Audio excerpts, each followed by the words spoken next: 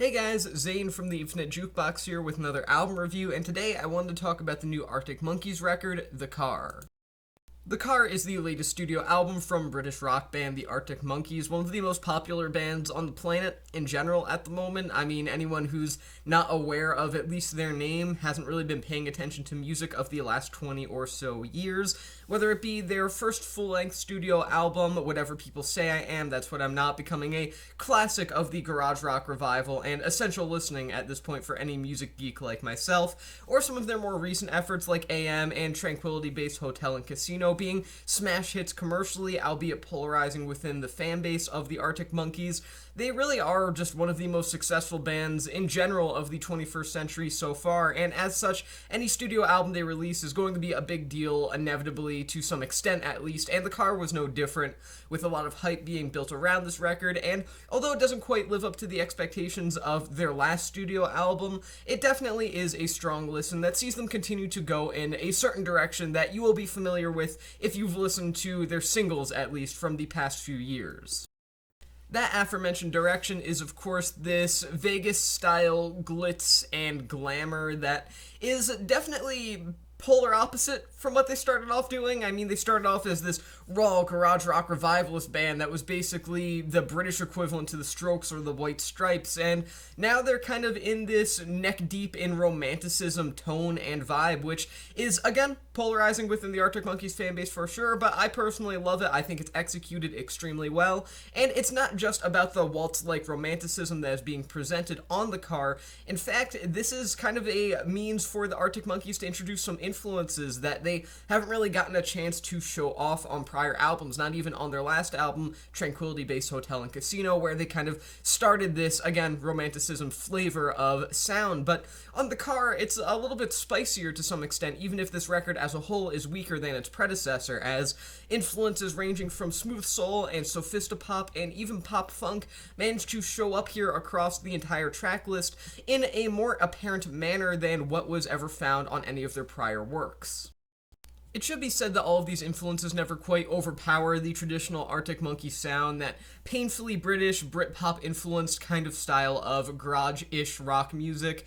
It's never a totally different band here or anything like that, but nonetheless, this is a continuation of a sharp creative turn that the Arctic Monkeys made several years ago, and if you like it on the last few albums, or I should say the last album specifically, then you'll probably enjoy The Car, to some extent at least. But if you didn't like their last studio album, Tranquility Base Hotel and Casino, or you just aren't into this, again, Las Vegas style of glitz and glamour and glam rock revivalism, then you probably won't be able to dig this album that much, and really your enjoyment of this record is probably going to be based on that factor alone. There's also some outstanding songwriting found here on this album. It sort of balances its way between sappy love song and honest drunken rambling, and for that I have to give it a major amount of credit. It feels like the lyrical equivalent of the kind of mood or tone that a film like Casablanca takes up, this sort of misty, smoky room romanticism that highly influences the way that you actually view the album itself. You end up looking at the record through a bit more of a rose-colored glasses lens. It may sound strange at first, but The Car's songwriting, done primarily by Alex Turner, the band's vocalist, really does have this sort of head-over-heels-in-love noir detective vibe about it that gives it an interesting flavor that allows it to differentiate itself from the album that came before it in terms of actual mood and tone. At that, The Car is also a good place for Alex Turner to continue proving that he is one of the best songwriters coming out of the United Kingdom at the moment, and has been for quite some time. I say death to Morrissey and up the rise of Alex Turner. Now, The Car is not a perfect album. In fact, it's not even quite a great album. The best tracks here are the singles, namely There'd Better Be a Mirror Ball and Body Paint, the two primary highlights off of the record overall. And that's not to say the non-single cuts are bad. They are good. But the singles are all kind of loaded on the front half of the album, so you have what's basically a film with a striking opener and then merely just a good climax. And that's not necessarily a bad thing. In fact, that's a very good thing, and it's something that is praiseworthy without a doubt, namely the first half of that film, or in this case, this album. But at the same time, it does leave you feeling a little bit underwhelmed with the overall listening experience, knowing that you went from these high points of greatness to these somewhat lower but still high points of just merely good.